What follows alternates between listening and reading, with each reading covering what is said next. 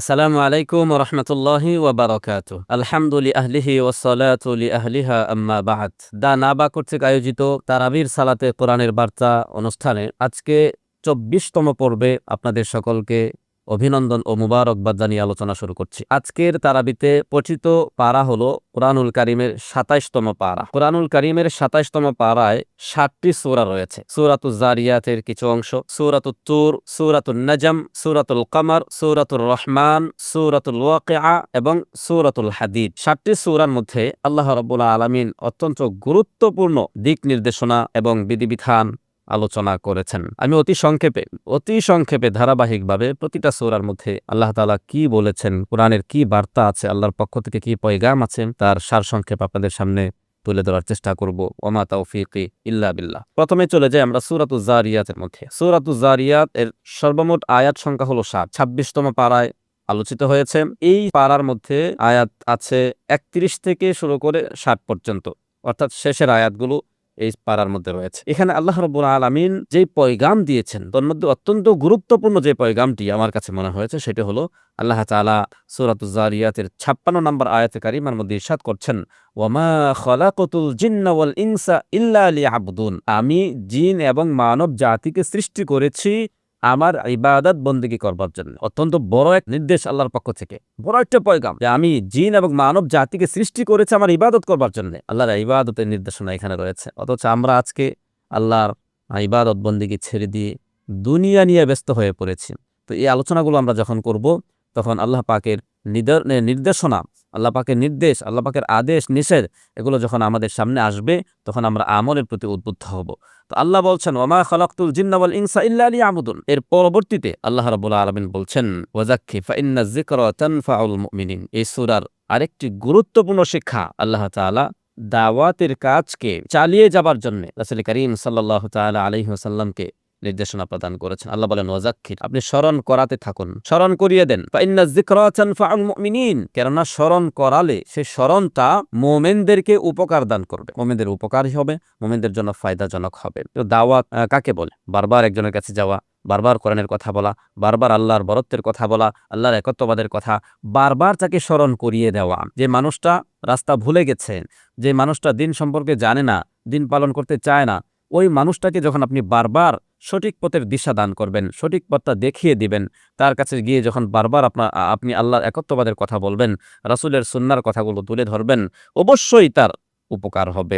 একদিন না একদিন সে অবশ্যই আল্লাহর দ্বীনের পথে ফিরে আসবে। এটা আল্লাহ পাক রব্বুল আলামিন নিজেই বলেছেন ওয়াযাক্কির ফাইন্নায যিকরা তানফাউল মুমিনিন। প্রিয় ভাইরা আমার, এরপরে আমরা সরাসরি চলে যেতে পারি ২৭তম পারার ২ নং সূরা সূরাতুত তুর। সূরাতুত তুর কোরআনুল কারীমের ৫২ নম্বর সূরা, আয়াত সংখ্যা ৪৯। সূরাটি মক্কায় অবতীর্ণ হয়েছে, মাক্কী সূরা। এই সূরার মধ্যে আল্লাহ পাক রব্বুল আলামিন বেশ কিছু পয়গাম, বেশ কিছু বার্তা প্রেরণ করেছেন, দিয়েছেন। তার মধ্যে একটি হলো আল্লাহ পাক রব্বুল আলামিন বলছেন ওয়াসবির লিহুকমি রাব্বিক, আপনার রবের ফয়সালার উপরে আপনি সবর করুন। সবরের শিক্ষা, ধৈর্যের শিক্ষা আল্লাহ তাআলা এই সূরার মধ্যে দান করেছেন। আল্লাহ পাকের পক্ষ থেকে যেই ফয়সালা হবে, সেই ফয়সালা আপনার মনঃপূত নাও হতে পারে, সেই ফয়সালা আপনার মন মতো নাও হতে পারে, কিন্তু আপনাকে সবর করতে হবে, ধৈর্য ধারণ করতে হবে। ধৈর্য ধারণ করলে ফায়দা কি? আল্লাহ অন্যত্র বলেছেন ইন্নাল্লাহা মা'আস সাবিরিন, আল্লাহ তাআলা ধৈর্যশীলদের সাথে থাকেন, আল্লাহ তাআলা ধৈর্যশীলদেরকে সফলতা দান করেন। মুহতারাম হাজিরিন, এই সূরার মধ্যে আল্লাহ রাব্বুল আলামিন কিয়ামতের ভয়াবহতা সম্পর্কে আলোচনা করেছেন, জান্নাতের বর্ণনা দিয়েছেন। কিয়ামত, হাসর নাসর এবং জান্নাতের বিভিন্ন রকমের বর্ণনা আল্লাহ পাক এই সূরার মধ্যে দান করেছেন, আলোচনা করেছেন। এই সূরার আরেকটি গুরুত্বপূর্ণ শিক্ষা বা পয়গাম হলো মক্কার কাফির মুশরিকরা রাসূল করিম সাল্লাল্লাহু তাআলা আলাইহি ওয়াসাল্লামকে শুরুতে যখন তিনি ইসলামের প্রচার প্রসার করলেন, তখন মক্কার কাফির মুশরিকরা নবীজিকে কখনো জাদুকর, কখনো কবি, কখনো গণক, কখনো জ্যোতিষী বলে ব্যঙ্গ করত, নবীজিকে ছোট করত, হ্যায় প্রতিপন্ন করত, নবীজিকে মিথ্যারোপ করত। আল্লাহ পাক রব্বুল আলামিন তাদের এই মিথ্যাকে প্রত্যাখ্যান করে রাসূল করিম সাল্লাল্লাহু তাআলা আলাইহি ওয়াসাল্লামের নবুয়তকে স্বীকৃতি দিতে, রাসূলের রিসালাতের স্বীকৃতি প্রদান করতে আল্লাহ তাআলা গোটা মক্কার কাফের মুশরিকদেরকে চ্যালেঞ্জ ছুড়ে দিয়েছিলেন। আল্লাহ বলেন ফালইয়াতু বিহাদিসিম মিসলি, আরে মুহাম্মদ সাল্লাল্লাহু আলাইহি ওয়াসাল্লাম যা নিয়ে এসেছে তোমাদের কাছে আমার পক্ষ থেকে, তোমরা যদি পারো তাহলে আমার চ্যালেঞ্জ গ্রহণ করো, তোমরা তার মতো একটা কোরআন বানিয়ে নিয়ে আসো। আমরা জানি মক্কার কুরাইশ মুশরিকরা, সারা পৃথিবীর কুরাইশ মুশরিকরা আল্লাহ পাক রব্বুল আলামিনের এই চ্যালেঞ্জকে গ্রহণ করতে পারে নাই, তারা ব্যর্থ হয়েছে।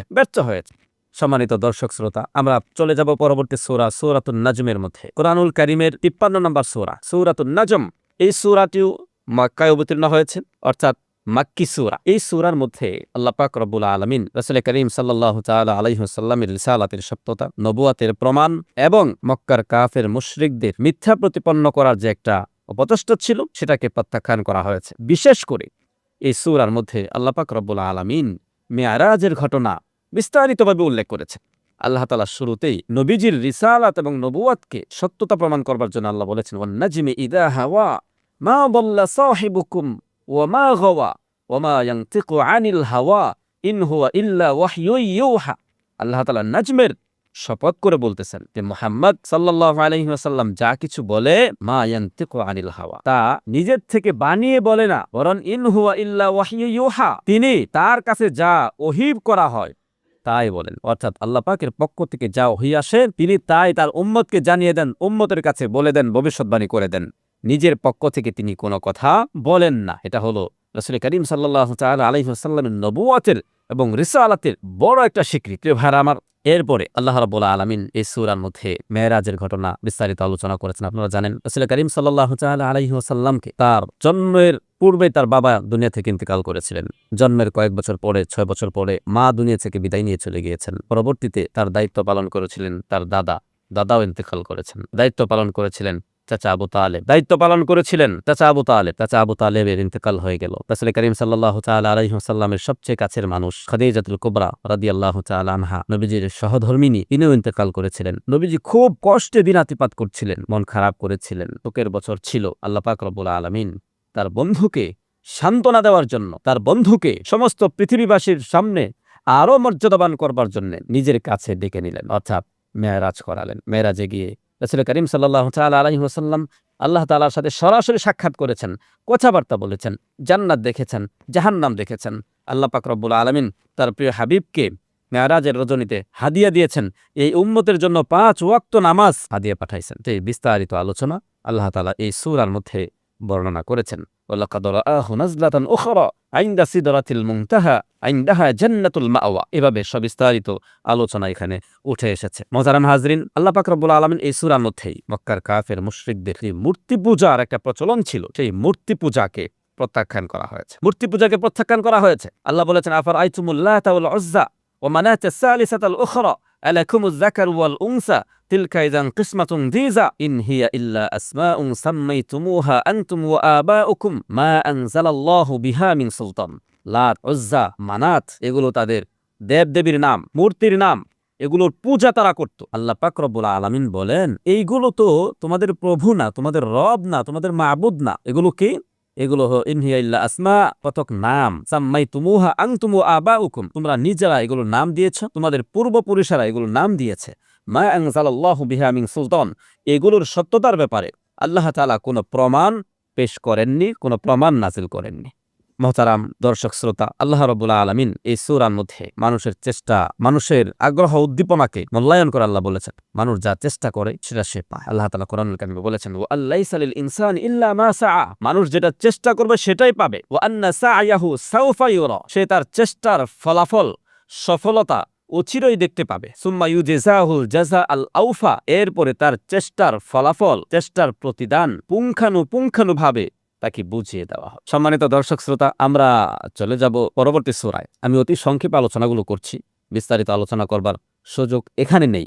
এজন্য প্রত্যেকটা সূরার মধ্যে গুরুত্বপূর্ণ যে বিষয়গুলো আমার কাছে মনে হয়েছে সেগুলো আপনাদের সামনে আলোচনা করছি। সূরাতুল কামার কোরআনুল কারীমের 54 নম্বর সূরা, আয়াত সংখ্যা 55। এই সূরাটিও মক্কায় অবতীর্ণ হয়েছে, মাক্কি সূরা। এই সূরার শানে নজুল হলো মক্কার কাফের মুশরিকরা, তারা যখন দেখলো মুহাম্মদ সাল্লাল্লাহু আলাইহি ওয়াসাল্লামকে কোনোভাবেই থামানো যাচ্ছে না, কোরআনের দাওয়াত, একত্ববাদের দাওয়াত যে মানুষের কাছে কাছে দিয়ে যাচ্ছে এবং দলে দলে মানুষ তার কথা মেনে নিচ্ছে, তো তাকে কিভাবে থামানো যায় বিভিন্ন সলা পরামর্শ হচ্ছে। ইহুদিরা ছিল খুব বুদ্ধিমান, তারা আসমানি কিতাব সম্পর্কে জানতো, নবী মুহাম্মদ সাল্লাল্লাহু তাআলা আলাইহি ওয়াসাল্লামের ভবিষ্যৎবাণী সম্পর্কে তারা অবগত ছিল। তো তারা মক্কার কাফির মুশরিকদেরকে একটা পরামর্শ দিল যে তোমরা মুহাম্মদ সাল্লাল্লাহু আলাইহি ওয়াসাল্লামকে একটা বিষয় পরীক্ষা করো, সে কি আসলেই আল্লাহর পক্ষ থেকে প্রেরিত পয়গম্বর নাকি জাদুকর, সেটা প্রমাণিত হবে। তাকে একটা প্রশ্ন করো তোমরা, কারণ জাদুকরের জাদু শুধু জমিনে চলে আসমানে চলে না। তো কি করা যায়? তোমরা মুহাম্মদের আসমানি একটা পরীক্ষা নাও। অর্থাৎ তোমরা বলবে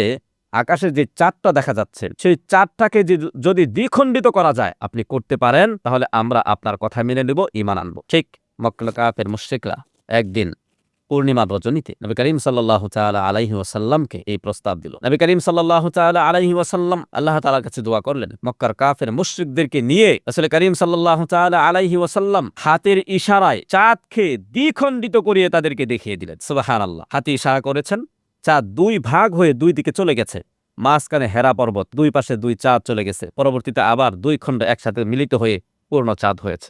কাফের মুশরিকরা, মক্কার কুরাইশরা স্বচক্ষে সেটা দেখেছে, কিন্তু তারপরেও তারা ঈমান আনেনি।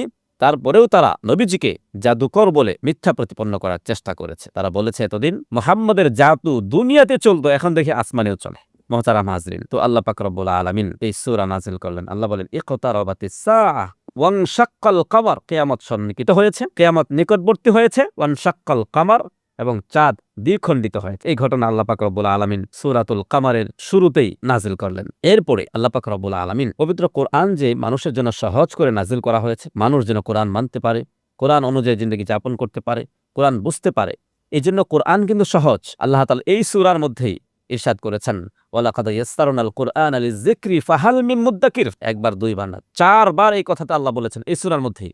ওয়ালাকাদ ইয়াসসারনাল কুরআন, আমি কোরআনকে সহজ করেছি, লিযিকরি, উপদেশ গ্রহণ করবার জন্য। ফাহাল মিন মুদ্দাকির, আছে কি কোনো বুদ্ধিমান ব্যক্তি, শিক্ষা গ্রহণকারী ব্যক্তি যে কোরআন থেকে শিক্ষা গ্রহণ করবে? চারবার এই কথাটা আল্লাহ তাআলা বলে এটা বোঝাতে চেয়েছেন যে কোরআন সহজ, কোরআন মানাও সহজ, কোরআন নিয়ে ফিকির করতে হবে, গবেষণা করতে হবে। আমার প্রিয় ভাইরা, এই সূরার মধ্যে আল্লাহ রাব্বুল আলামিন অতীত অনেক জাতির ইতিহাস তুলে ধরেছেন, তাদের ধ্বংসের কারণ বর্ণনা করে। সম্মানিত দর্শক শ্রোতা, আমরা চলে যাব পরবর্তী সূরার মধ্যে। পরবর্তী সূরা হলো সূরাতুর রহমান। সূরাতুর রহমান কোরআনুল কারীমের 55 নম্বর সূরা, আয়াত সংখ্যা 78। সূরাতুর রহমান এটি মাদানী সূরা, মদিনায় অবতীর্ণ হয়েছে। আল্লাহ পাক রব্বুল আলামিন শুরুতেই আল্লাহ তাআলার একত্ববাদের কথা বলেছেন। আল্লাহ তাআলা মানুষ সৃষ্টি করেছেন, আল্লাহ তাআলা সৃষ্টিকর্তা সেই বিষয়টা তুলে ধরেছেন, মানুষকে ভাষা শিখিয়েছেন। আল্লাহ বলেন আর রহমান।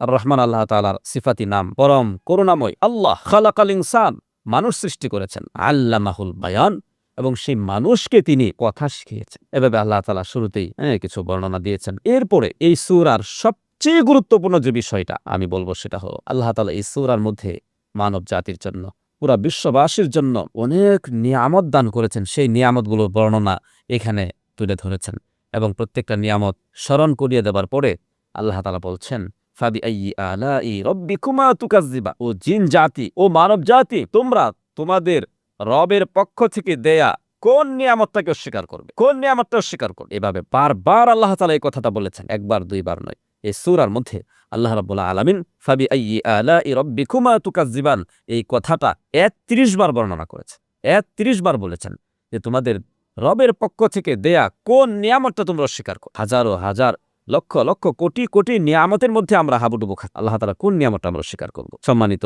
দর্শক শ্রোতা, আমি আলোচনা সংক্ষেপ করছি, চলে যাব পরবর্তী সূরা সূরাতুল ওয়াকিআর মধ্যে। সূরাতুল ওয়াকিআ কোরআনুল কারীমের 56 নম্বর সূরা, আয়াত সংখ্যা 96। এই সূরাটিও মক্কায় অবতীর্ণ হয়েছে, মাক্কী সূরা। আল্লাহ তাআলা এই সূরার মধ্যে কিয়ামতের ভয়াবহতার বর্ণনা দিয়েছে। ইদা ওয়াকাআতিল ওয়াকিআ, কিয়ামত সংঘটিত হবে, লাইসা লিওয়াকাআতিহা কাযিবা, কিয়ামত যে হবে এটা মিথ্যা না। কিয়ামতের বর্ণনা এখানে চতুর্দিক থেকে দিয়েছেন। এরপর আল্লাহ রাব্বুল আলামিন এই সূরার মধ্যে মানব জাতিকে 3টি শ্রেণীতে বিভক্ত করেছেন। হাশরের ময়দানে মানুষ হবে 3 প্রকার, 3 শ্রেণীর মানুষ থাকবে, 3 ভাগে বিভক্ত হবে। ওয়াকুনতুম আজওয়াজান সালাসা, আসহাবুল মাইমানাতি মা আসহাবুল মাইমানা। একদল থাকবে ডানপন্থী, যাদেরকে আমলনামা দেওয়া হবে ডান হাতে, এরা হবে জান্নাতি। আরেক দল থাকবে বামপন্থী, আসহাবুল মাশআমা মা আসহাবুল মাশআমা, বামপন্থী, যাদের আমলনামাটা দেওয়া হবে বাম হাতে, এরা হবে জাহান্নাম। আরেক দল থাকবে ওয়াসাবিকুন আসসাবিকুন উলাইকাল মুকাররাবুন। সাবিকুন, শুরুতে যারা ইসলাম গ্রহণ করেছে, ঈমান আমলের দিক থেকে যারা অগ্রণী ভূমিকা পালন করেছে। আল্লাহ তাআলা অন্যত্র বলেছেন, ওয়াসাবিকুন আল আউয়ালুন মিনাল মুহাজিরিন ওয়াল আনসার ওয়াল্লাযিনা ইত্তাবাউহুম বিইহসান।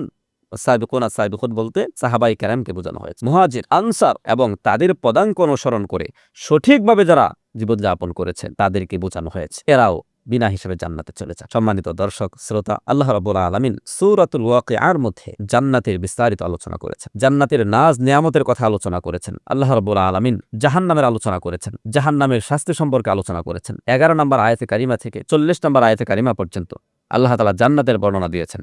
ফি জান্নাতিন নাঈম, এখান থেকে শুরু করে আল্লাহ তাআলা জান্নাতের বর্ণনা দিয়েছেন। এরপরে ১২ নম্বর আয়াত থেকে শুরু করে আল্লাহ রাব্বুল আলামিন ৪০ পর্যন্ত জান্নাতের আলোচনা, ৪১ থেকে শুরু করে ৫৬ নম্বর আয়াতে কারিমা পর্যন্ত আল্লাহ রাব্বুল আলামিন জাহান্নামের বর্ণনা এখানে দিয়েছে। সম্মানিত দর্শক শ্রোতা, এই সূরাতুল ওয়াকিআর মধ্যে আল্লাহ রাব্বুল আলামিন পবিত্র কোরআনের মর্যাদা সম্পর্কে আলোচনা করেছেন। আল্লাহ বলেছেন, ইন্নাহু লাকুরআনুন কারীম ফি কিতাবিম মাকনুন লা ইয়ামাসসুহু ইল্লাল মুতাহহারুন। এই কোরআনকে, পবিত্র কোরআনকে পবিত্র ব্যক্তি ছাড়া কেউ স্পর্শ করতে পারবে না। অপবিত্র অবস্থায় এই পবিত্র কোরআনুল কারীমকে স্পর্শ করা যায় না। এটা কোরআনের একটা বড় মর্যাদা। কোরআন অনেক সম্মানিত, অনেক মর্যাদাবান, সেটা এই আয়াত প্রমাণ করে। সম্মানিত দর্শক শ্রোতা, মুহতারাম হাজিরিন, আমি আপনাদেরকে নিয়ে চলে যাব ২৭তম পারার সর্বশেষ সূরা সূরাতুল হাদীদের মধ্যে। সূরাতুল হাদীদ কোরআনুল কারীমের ৫৭ নম্বর সূরা, আয়াত সংখ্যা ২৯। এই সূরাটি মাদানী সূরা, মদিনায় অবতীর্ণ হয়েছে। আল্লাহ পাক রব্বুল আলামিন শুরুতেই নিজের প্রশংসা করেছেন, নিজের একত্ববাদের আলোচনা করেছেন। পরবর্তীতে আল্লাহ রাব্বুল আলামিন এই সূরার মধ্যে